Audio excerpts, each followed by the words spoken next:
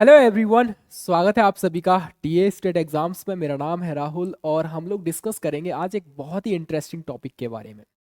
Topic ये जो topic है ये उन सभी साथियों के लिए है जो कह सकते हैं डिफेंस लाइन में अपना एक कह सकते हैं एज एन ऑफिसर की तरह करियर देख रहे हैं। किसी भी तरीके से मान लीजिए 12th के बाद जब एनडीए का एग्ज़ाम होता है तो नहीं हो पाया किसी कारणवश, या सीडीएस में नहीं हो पा रहा है, तो यहाँ पर यूपीएससी के थ्रू आपको एक मौका दिया जाता है सीएपीएफ के थ्रू, जो हमारा कह सकते हैं सीएपीएफ होती है, जिसमें आप देखोगे बीएसएफ है, सीआरपीएफ है, सीआईएसएफ है, आईटीबीपी है, एसएसबी है। इन सभी में आपको एज एन असिस्टेंट कमांडेंट बनने का मौका दिया जाता है। असिस्टेंट कमांडेंट 3 स्टार ऑफिसर होता है, क्लास 1 गैजेटेड ऑफिसर होता है। और इसके बारे में हम लोग सारी डिटेल देखेंगे। आखिर ये जो एग्ज़ाम है इसका पैटर्न क्या रहता है, कितनी वैकेंसी आई है और क्या पोस्ट रहती है। ठीक है, हालांकि पोस्ट मैंने बता दी है, असिस्टेंट कमांडेंट आपकी पोस्ट रहेगी। और चलिए स्टार्ट करते हैं। पहली बार आए हो टीए स्टेट एग्जाम्स पर, जरूर आप लोग सब्सक्राइब कर लेना। इसी तरह की और भी अपडेट हम लोग आपको लाते रहते हैं टाइम टू टाइम। इसका नोटिफिकेशन आउट हो गया है यूपीएससी सीएपीएफ असिस्टेंट कमांडेंट 2025 के लिए, और कंप्लीट डिटेल आपको देखने को मिलेगी यहाँ पर। उससे पहले मैं आपको यहाँ कुछ चीज़ें बता देता हूँ और ऑफिशियल नोटिस भी दिखाऊंगा आपके लिए। सबसे पहला पॉइंट याद रखना, एप्लीकेशन आपके स्टार्ट हो चुके हैं कल से, यानी कल 5 मार्च था, 5 मार्च को ये नोटिफिकेशन आपके जो है सॉरी एप्लीकेशन जो है स्टार्ट हो चुके हैं। और यहाँ पर एप्लीकेशन आपके चलेंगे कब तक, 25 मार्च तक चलने वाले हैं। ठीक है, ये चीज़ भी विशेष रूप से याद रखेगा। अगर आप अनरिजर्व कैटेगरी से हो, ओबीसी से हो, तो यहाँ पर आपको फी पे करनी पड़ेगी एप्लीकेशन भरते टाइम। ये फी पे करनी पड़ेगी 200 rupees. SC ST SC ST और वुमेन्स के लिए यहाँ पर कोई फी पे नहीं करनी पड़ेगी। यानी कि आपका मतलब, इसका मतलब ये है कि भैया मेल और फीमेल दोनों ही इस फॉर्म को फिल कर सकते हैं।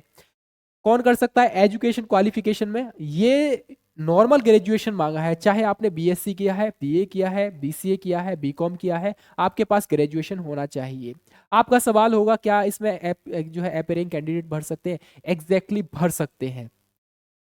कब तक? मान लीजिए आपका एग्जाम अभी होने वाला है, जैसे अभी मार्च चल रहा है, अप्रैल मई जून जुलाई अगस्त सितंबर अक्टूबर, यानी कि कुल मिलाकर फाइनल रिजल्ट से पहले आपका हो जाना चाहिए आपका ग्रेजुएशन। तो आप यहाँ पर एलिजिबल हो, यानी appearing candidate, final year appearing candidate form fill कर सकते हैं। ये भी याद रखेंगे, ठीक है। आपकी आयु सीमा कितनी होनी चाहिए यहाँ पर? 20 साल मिनिमम और 25 साल मैक्सिमम होनी चाहिए अगर आप अनरिजर्व कैटेगरी से हैं तो। और ये आयु सीमा कब से कब तक होनी चाहिए? यानी कि 2 अगस्त 2000 सन 2000 से पहले की आयु सीमा नहीं होनी चाहिए, और 1 अगस्त 2005 के बाद आपका जन्म नहीं हुआ होना चाहिए। एग्जैक्ट डेट भी और टाइम डेट भी लिखा है यहाँ पर, ठीक है। तो आप देख लेना आपकी उम्र जो है इसके बीच में होनी चाहिए, अनरिजर्व कैंडिडेट है तो। और अगर आप ओबीसी में है तो 3 साल इसमें और ऐड कर लीजिए। एससी एसटी है तो इसमें 5 साल ऐड कर लेंगे, जैसा कि एज ऑलवेज क्राइटेरिया रहता है रिजर्वेशन का। ओबीसी कैंडिडेट के लिए 3 साल की छूट रहती है, यानी कि ओबीसी कैंडिडेट 20 साल से लेकर 28 साल तक भर पाएगा, और एससी एसटी कैंडिडेट 20 साल से लेकर इसमें 5 और ऐड करेंगे, 30 साल तक इसमें ऐड मतलब फॉर्म भर पाएंगे। ठीक है, ये रहेगा आपका age criteria. Exam date clear है बिल्कुल, 3 अगस्त को आपका एग्जाम होना है। 3 अगस्त का संडे पड़ रहा होगा और संडे को ही यूपीएससी ये एग्जाम कंडक्ट कराता है। आगे बात करेंगे हम एग्जाम के बारे में। एग्जाम का जो प्रोसेस रहता है, सिलेक्शन का जो प्रोसेस रहता है, सबसे पहले आपका एक रिटन एग्जाम होगा, और इस रिटन एग्जाम में आपके 2 पेपर होंगे, पेपर 1 और पेपर 2। एक ही दिन में ये पेपर हो जाते हैं। 10 से लेकर 12 बजे तक एक पेपर हो जाएगा, जिसको हम लोग जीके जीएस का पेपर बोलते हैं, जनरल स्टडीज का। और फिर आपका 2 बजे से लेकर 5 बजे तक 3 घंटे का दूसरा पेपर हो जाएगा, वो मैं अभी आपको बता दूंगा। तो दोनों पेपर एक ही दिन हो जाएंगे।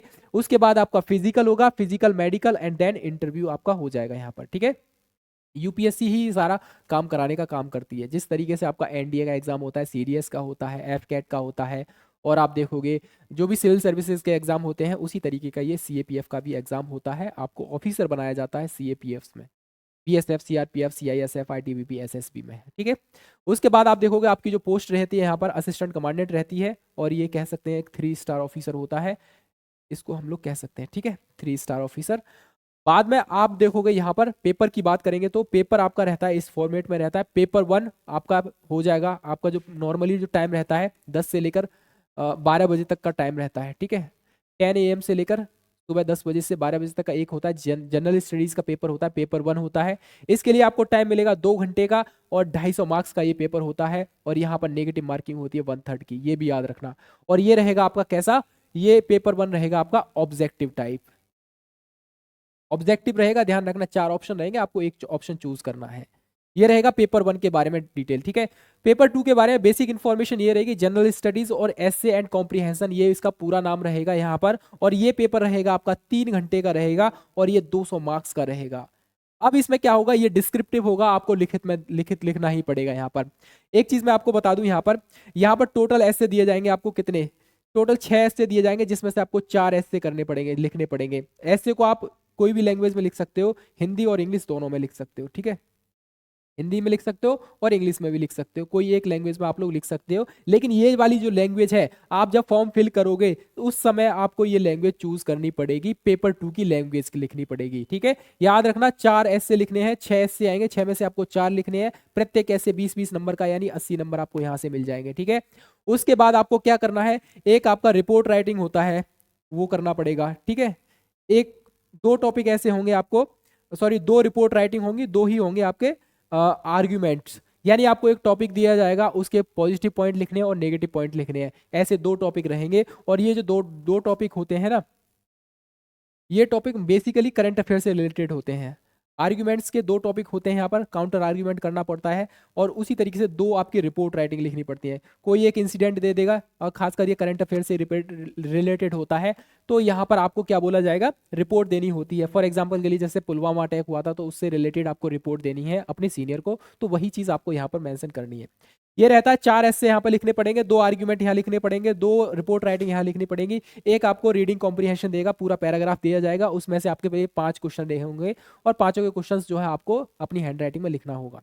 ये रहेगा आपका दूसरे पेपर का लिए। और एक रहता है आपका प्रेसी राइटिंग। जो प्रेसाइज राइटिंग होता है, उसमें क्या होता है, ऑलमोस्ट मतलब 400 या 450 वर्ड का एक पैराग्राफ होगा, उसको 1/3 में अपनी लैंग्वेज में लिखना होता है, प्रेसाइज करना होता है, नहीं छोटा करके लिखना होता है।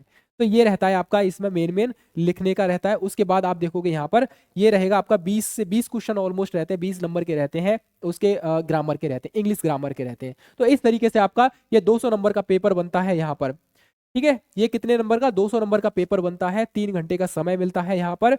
और ये पेपर जो है डिपेंड करता है आपके पेपर 1 पे। मतलब क्या है, जब आप पेपर 1 क्वालिफाई करोगे तो पेपर 2 की कॉपी तभी चेक होगी, जो आप जो है मिनिमम पेपर 1 का जो क्राइटेरिया है, जो मार्क्स है मिनिमम वाले, कट ऑफ है, उसको पार करोगे, तभी आपका पेपर 2 क्वालिफाई होगा, अन्यथा पेपर 2 क्वालिफाई नहीं होगा जब तक आप पेपर 1 क्वालिफाई नहीं करोगे। तो ये चीज़ विशेष रूप से ध्यान रखना, ये पेपर 1 और पेपर 2 दोनों की आप जो हो कट ऑफ लगती है। ये टोटल हो जाता है कितना, 450 होता है, 150 नंबर का इंटरव्यू होता है इसमें। और इंटरव्यू आप देखोगे तो 150 का हो गया, 450 ये हो गया, यानी 600 नंबर में से आपका फाइनल होता है, ठीक है। इस तरीके से आप लिख लीजिए यहाँ पर। ये ऑब्जेक्टिव टाइप हो जाएगा, और ये आपका डिस्क्रिप्टिव हो जाएगा, 150 नंबर का इंटरव्यू हो जाएगा, टोटल हो जाएगा 600, और 600 में से आप जो है कट ऑफ लानी पड़ेगी आपको, ठीक है। आगे बात करेंगे हम लोग यहाँ पर इसके बारे में। फिर होता मतलब आपका रिटर्न हो जाने के बाद आपका पीटी होता है। पीटी में आप देखोगे यहाँ पर 2 तरह की रनिंग होती है, एक होता है आपका 100 मीटर की रनिंग होगी, जो कि मेल कैंडिडेट है उसके लिए 16 सेकंड में, और 18 सेकंड में फीमेल कैंडिडेट के लिए करना पड़ेगा। फिर होता है आपका 800 मीटर की रनिंग होती है, 3.25 मिनट में, यानी 3.45 मिनट में होगा यहाँ पर। और यहाँ पर ये फीमेल के लिए 4 मिनट 45 सेकंड में करना पड़ेगा। उसके बाद आपकी लॉन्ग जंप होती है, 3.5 मीटर की एक लॉन्ग जंप होगी, फीमेल के लिए 3 मीटर होता है यहाँ पर। शॉर्ट पुट होता है यहाँ पर इस तरीके से, और 4.5 मीटर। और यहाँ पर एक जो है भाला कह सकते हैं, गोला होता है, कितना केजी का ये होता है, 7 केजी से थोड़ा ज़्यादा होता है, 7.25 केजी का होता है, वो फेंकना होता है आपको, ठीक है। तो यहाँ पर 4.5 मीटर के समथिंग वो फेंकना पड़ेगा, उस हिसाब से आप देख लीजिए, ठीक है। ये रहेगा आपका ऑफिशियल नोटिस है। और ऑफिशियल नोटिस बाकी सारी जो मेन चीज़ें थी वो मैंने आपको बता दी हैं। आपका कोई सवाल जवाब है, आप लोग जो है कमेंट सेक्शन में पूछ सकते हो मुझसे, कोशिश करूंगा उसका जवाब देने की, ठीक है। 25 तारीख आपकी फॉर्म की लास्ट डेट है, आज यानी कल से स्टार्ट हो चुके हैं 5 तारीख से। उसके बाद कुछ मेन चीज़ें और हैं यहाँ पर, जैसे ये रहेगा आपका ऑनलाइन सबमिशन, 25 मार्च लास्ट रहेगी। जैसे भी हो, जितना जल्दी हो फॉर्म को फिल कर देना यहाँ पर। उसके बाद वैकेंसीज का ब्यौरा देख लीजिए यहाँ पर, ठीक है। ये रहेंगी आपकी वैकेंसीज का ब्यौरा देखा जाए तो, एक सेकेंड बस मैं इसको थोड़ा सा बड़ा कर देता हूँ, आपको अच्छे से और दिख जाएगा, ठीक है।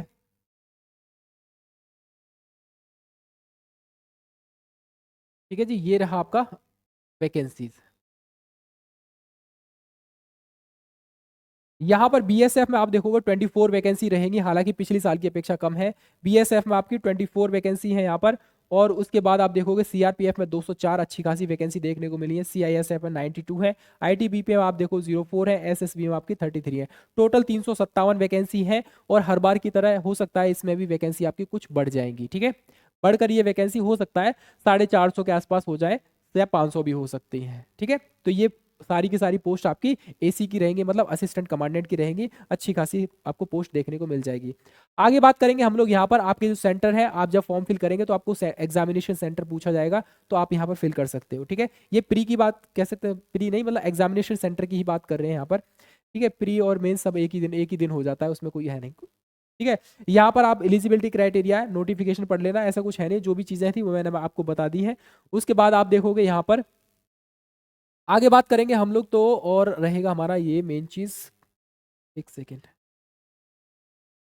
यहाँ पर बात करेंगे, ठीक है। वो सारी चीजें फिजिकल से रिलेटेड सारी चीजें मैंने बता दी आपको। और पेपर वन में क्या क्या आता है यहाँ पर ये थोड़ा सा देख लेंगे आप लोग। पेपर वन में आप देखोगे यहाँ पर जनरल एबिलिटी यानी कि आपका मैथ और रीजनिंग आएगा, यहाँ पर ऑलमोस्ट 20 से 25 क्वेश्चन आते हैं आपको, और मेंटल मतलब रीजनिंग के और उसके मैथ्स के। उसके बाद आपका जनरल साइंस रहता है, जनरल साइंस के बाद आप देखो करंट इवेंट्स रहता है, नेशनल और इंटरनेशनल इंपॉर्टेंट रहता है, यानी करंट अफेयर रहेगा आपका नेशनल और इंटरनेशनल वाला। पॉलिटी रहेगा, इकोनॉमिक रहेगा, यहाँ पर हिस्ट्री रहेगा, आपका इंडिया एंड वर्ल्ड ज्योग्राफी रहेगा यहाँ पर। ये सारी चीजें पेपर वन में आती हैं। पेपर टू में आपको पता है यहाँ पर भाई ये सारी चीजें ऐसे क्वेश्चन होता है which are to be the answer long narrative and form इधर द हिंदी और इंग्लिश में। 80 मार्क का आपका ऐसे रहता है, जो मैंने आपको बताया 4 ऐसे लिखने होंगे, 6 ऐसे आएंगे, 6 में से 4 लिखने पड़ेंगे, और ये प्रत्येक ऐसे 20 नंबर का होता है, ठीक है। इस तरीके से आपको लिखना पड़ेगा। पार्ट बी में क्या होता है, यहाँ पर रीडिंग कॉम्प्रिहेंशन होता है, प्रेसी राइटिंग होता है, कम्युनिकेशन होता है, लैंग्वेज स्किल होता है, ये सारी चीजें 120 नंबर की होती है यहाँ पर। और ये पूरा पेपर यहाँ पर फिर देखोगे आप इंग्लिश में लिखना पड़ेगा 120 का। वो 80 नंबर का आप हिंदी इंग्लिश किसी में भी लिख सकते हो ऐसे, लेकिन बाकी का जो 120 है वो आपको इंग्लिश में ही लिखना पड़ेगा पूरा का पूरा, ठीक है। ग्रामर रहता है इसमें 20 से 25 नंबर का, तो वहां पर उसको भी ध्यान रखेंगे, ठीक है। ये आपका एप्लीकेशन का रहेगा, ठीक है। ये सारी डिटेल मैंने आपको बता दी है यहाँ पर। बाकी का ये रहेगा आपका वेट चार्ट रहेगा, आप अपने हाइट के हिसाब से अपना वेट देख लेना, आपका वेट इतना इतना होना चाहिए। हाइट और एज के हिसाब से आपका वेट कितना है वो आप देख लेना। ये रहेगा दूसरा आपका वेट चार्ट, ठीक है। चलिए, ये थी इन्फॉर्मेशन। आपका कोई सवाल है इसके रिगार्डिंग जरूर आप मुझे कमेंट सेक्शन में पूछ सकते हो, मैं डेफिनेटली मैं रिप्लाई करने का जो है प्रयास करूंगा जल्दी से जल्दी, ठीक है। कैसा लगा सेशन जरूर अपनी राय कमेंट सेक्शन में दे सकते हो। सेशन अच्छा लगा है तो शेयर भी कर देना आप लोग, और सब्सक्राइब जरूर कर लेना चैनल को, ठीक है। मिलेंगे फिर अपडेट के साथ, दूसरी अपडेट के साथ, तब तक के लिए जय हिंद, जय भारत।